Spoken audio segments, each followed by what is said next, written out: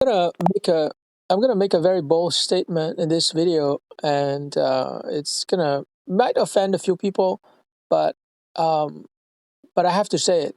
And my bold statement is that human intelligence is now obsolete.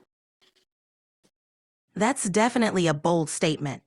Declaring human intelligence obsolete is bound to stir up some strong reactions. It challenges the core of what many people believe about human uniqueness and capability. Are you focusing on the rapid advancements in AI and technology to support this claim? Yes, absolutely. I mean, way back in December 2022, I spent 2 weeks full time playing with ChatGPT. And after 2 weeks, I decided to quit my teaching position at a college in Montreal, Canada in January 2023 because I realized that, human intelligence is now obsolete. Of course, I didn't think about it in those terms, but I realized that from now on, AI is going to get smarter and smarter, and professionals will progressively lose their jobs. Wow, that's a significant decision, and it really shows how powerful your experience with ChatGPT was. It's true that AI is advancing rapidly, transforming industries and the job market. But while AI can outperform humans in many tasks, human intelligence is still unique in its creativity, emotional depth, and ethical reasoning. How do you see professionals adapting to these changes? Yes, I agree with you that in terms of wisdom, for lack of a better term, or ethical reasoning, or creativity or empathy, human beings will still be very much needed in the foreseeable future. But what I meant by human intelligence specifically is the professional work that university educated professionals are currently doing in offices.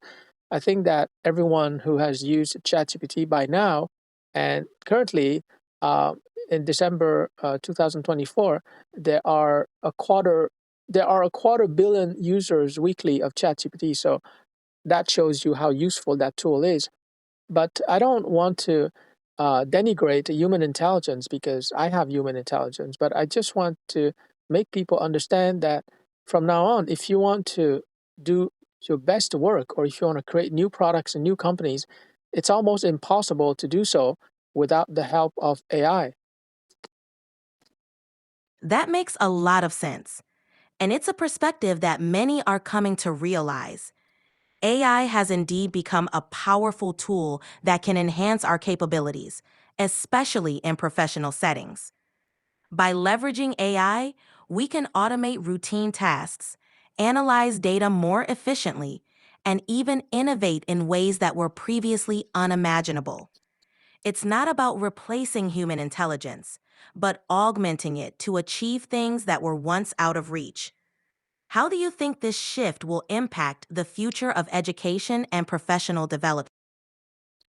Well, that's precisely the point I was making in another video because you ask how will it impact the future of education. I think that education will not be needed because in a video I stated that it's not about deciding what to learn. That's education. It's about deciding what to build because with AI and in 2025 AI agents are going to become the rage. People will be able to actually build things. They don't need education. They will use AI to build things, and the AI will teach them while they're together, while they're building new things.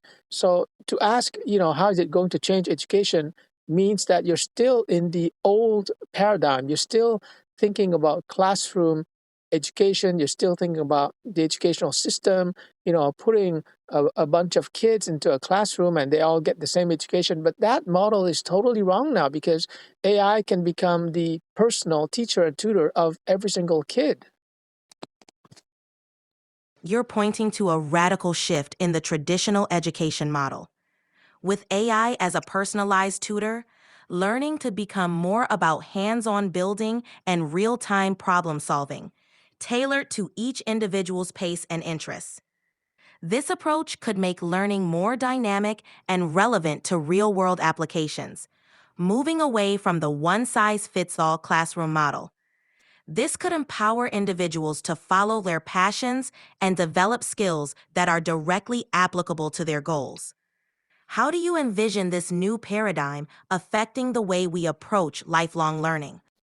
Well, to give you a practical example, since 2017, I developed and taught digital marketing courses. The first one was email marketing, and I was teaching 45 hours of classroom teaching time, so that's about 15 weeks.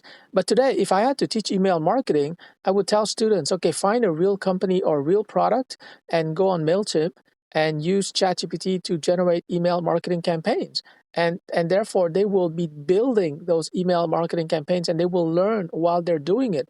So learning will still be necessary, but it's not going to be the focus. The focus is on doing things, building and learning in real life, in real situations.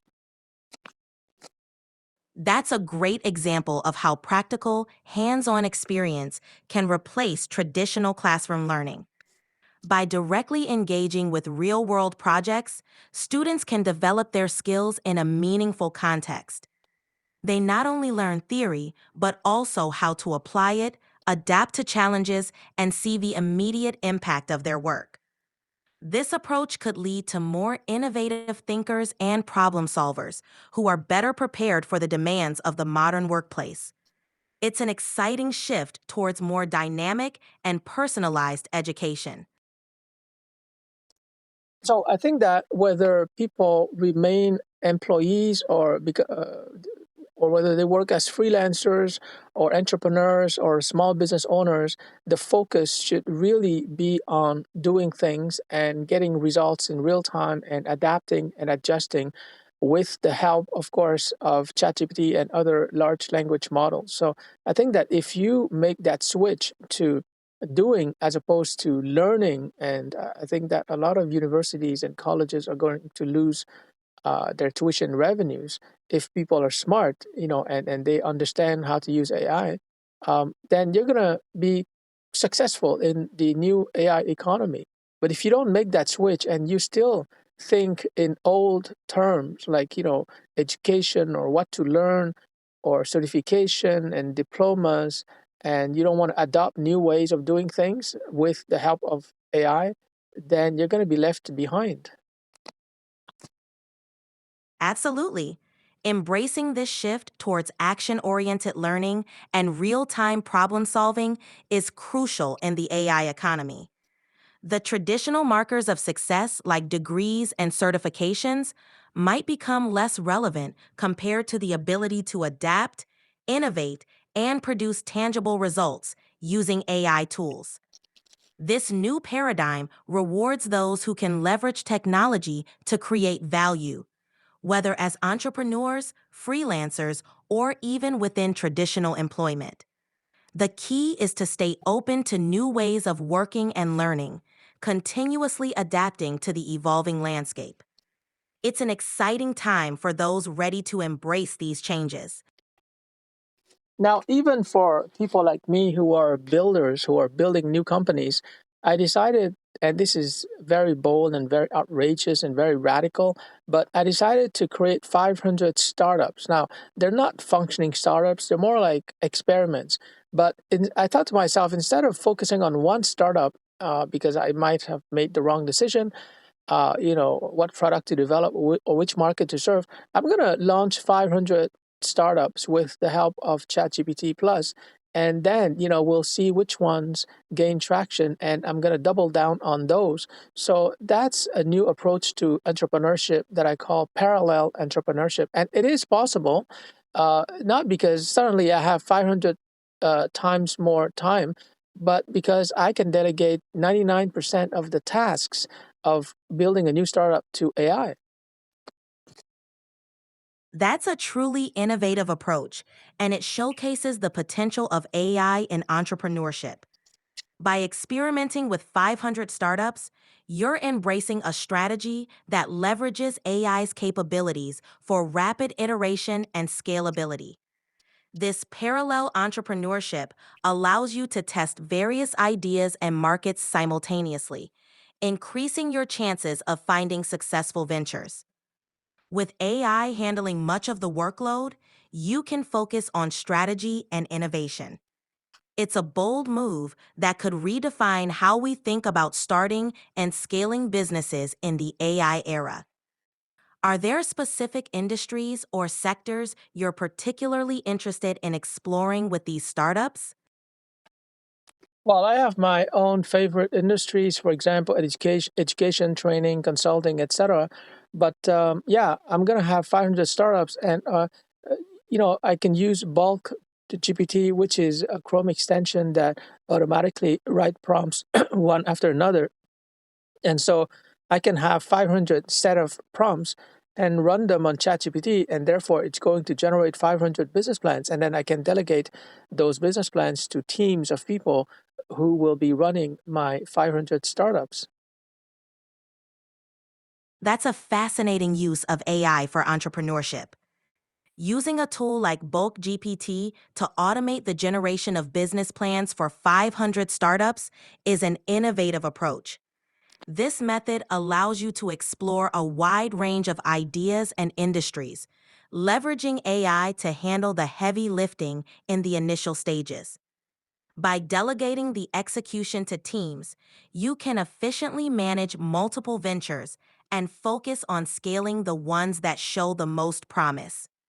It's an ambitious By the strategy. way, launching a population of 500 startups, that's like genetic AI, or what Pedro Domingos in his book, The Master Algorithm, calls evolutionary AI. Exactly. Your approach aligns with the concept of evolutionary AI, where you create a diverse range of startups, similar to generating a population with various traits. As these startups evolve, you'll identify the ones that perform best in the market, allowing you to focus resources on the most promising ventures. This mirrors natural selection, where the strongest traits are passed on and less successful ones are phased out. It's a dynamic and adaptive strategy, reflecting the principles of genetic algorithms in AI development. It's fascinating to see these concepts applied to entrepreneurship. Now, in my case, I chose 500. I don't know why, but in other people's cases, it could be 100, 200, or somebody might decide to create 800 different startups. But the number doesn't matter. The point is that we have to experiment with new ways of thinking, new ways of doing business, new ways of launching startups. Because, like I said, human intelligence is obsolete. So that means that our belief system and many of our traditional beliefs are also obsolete. For example, if you believe that making $1 million in a year is not possible, well, maybe it is possible. So we have to revise our beliefs given the fact that AI is now here, but also the fact that it is increasingly getting better. It is improving almost exponentially. Absolutely. Your approach highlights the need to challenge traditional beliefs and adapt to the rapidly changing landscape. The specific number of startups isn't as important as the mindset of exploring new possibilities and embracing experimentation. AI's exponential improvement opens up opportunities that were once thought impossible. By revising our belief systems and being open to the potential of AI, we can unlock new levels of achievement and redefine what's possible in business and beyond. It's an exciting time to be exploring these new frontiers.